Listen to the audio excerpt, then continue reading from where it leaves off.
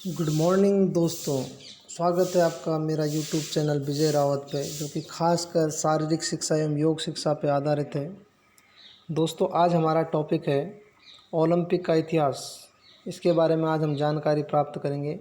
उससे पहले आपसे निवेदन है कि चैनल को सब्सक्राइब, लाइक एवं शेयर करने का आप प्रयास करें। तो दोस्तों, आज हमारा टॉपिक ओलंपिक है। तो ओलंपिक जो खेल थे, ये प्राचीन कालीन खेल थे। ये सभी देशों को एकता कायम करने के लिए और जोड़ने के लिए इन खेलों का आयोजन किया गया था। तो दो प्रकार से इनकी शुरुआत हुई थी।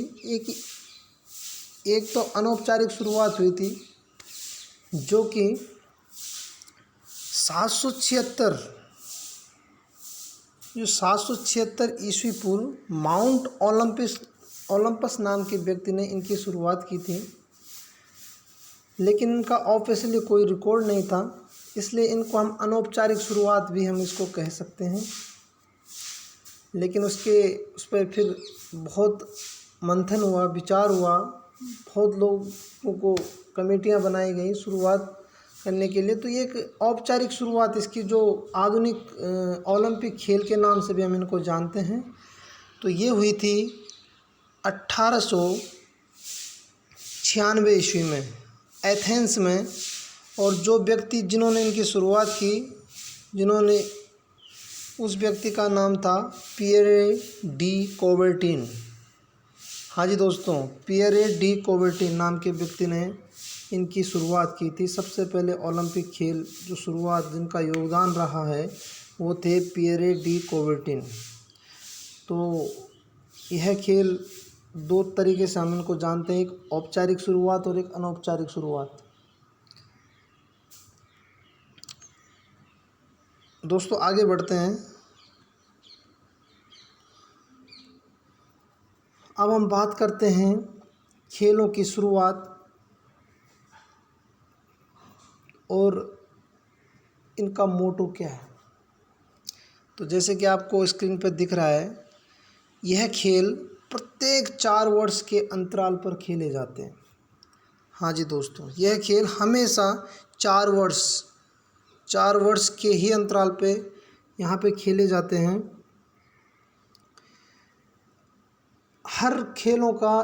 प्रत्येक खेलों का एक अपना उद्देश्य होता है, क्यों खेले जाते हैं।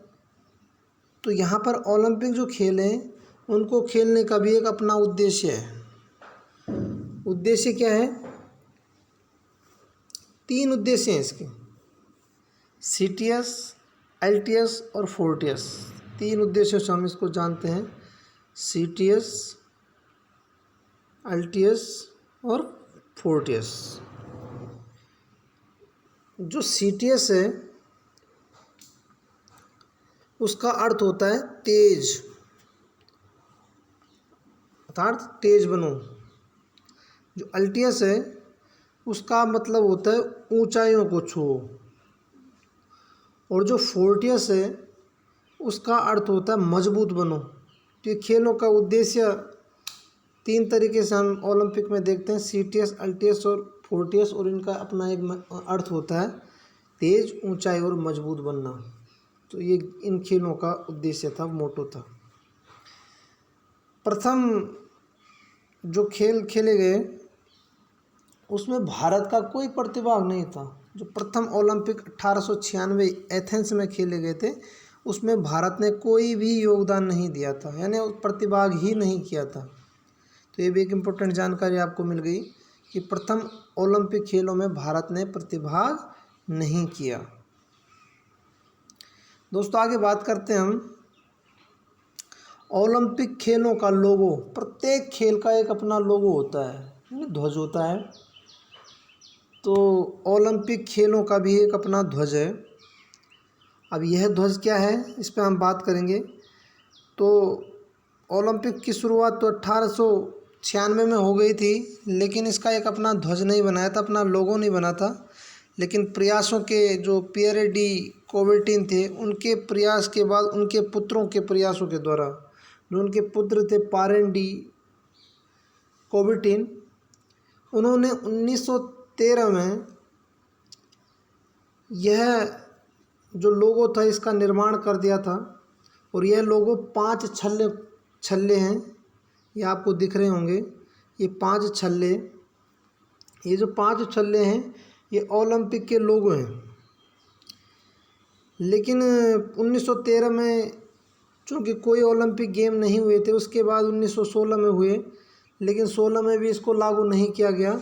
लेकिन इसका जो ध्वज का उपयोग था वो 1920 में एंडवर्ड बेल्जियम ओलंपिक में इनकी शुरुआत की गई, ध्वज का शुरुआत।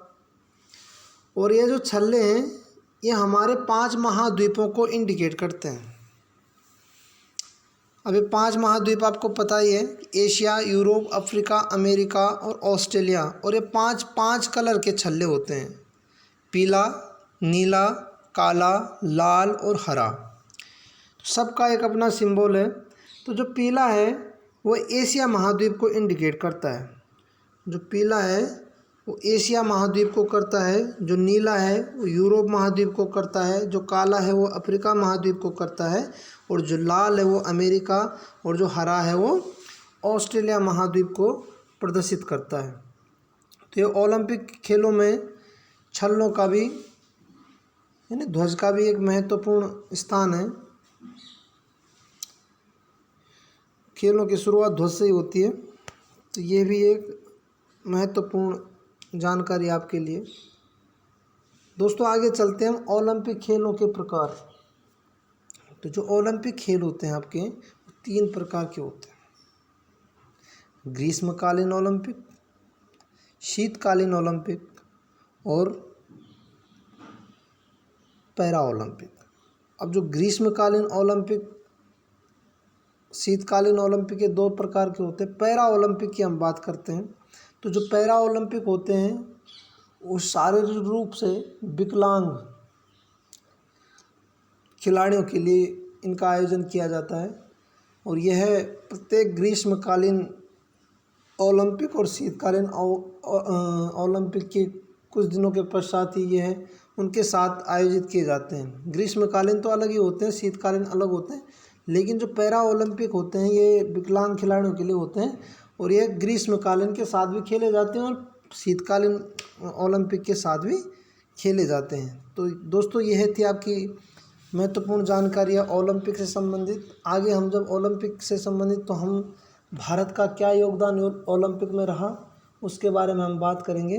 तब तक के लिए आप चैनल को देखते रहिए, सब्सक्राइब करते रहिए, लाइक करते रहिए और शेयर ज़्यादा से ज़्यादा करते रहिए। थैंक यू दोस्तों।